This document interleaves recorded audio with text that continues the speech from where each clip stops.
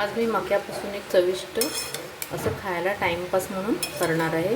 हे मी मके उकडून घेतले, त्याचे दाणे काढून घेतले, त्याच्यामध्ये मीठ, थोडंसं तेल टाकायचं आधी आणि तिखट थोडंसं 1 चम्मच आपल्याला पाहिजे तेवढं तिखट घ्यायचं आणि मीठ टाकलं आणि परतून घेतले थोडंसं तेल टाकून, साधारण टाकायचं, जास्त टाकायचं नाही।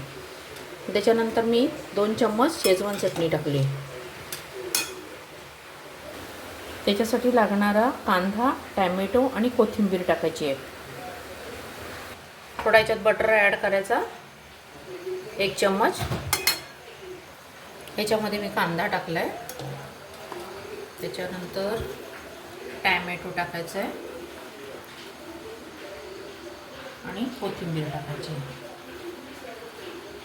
आणि सगळं आपण गॅस घालवलेला आहे, हे सगळं मिक्स करून घ्यायचं आहे।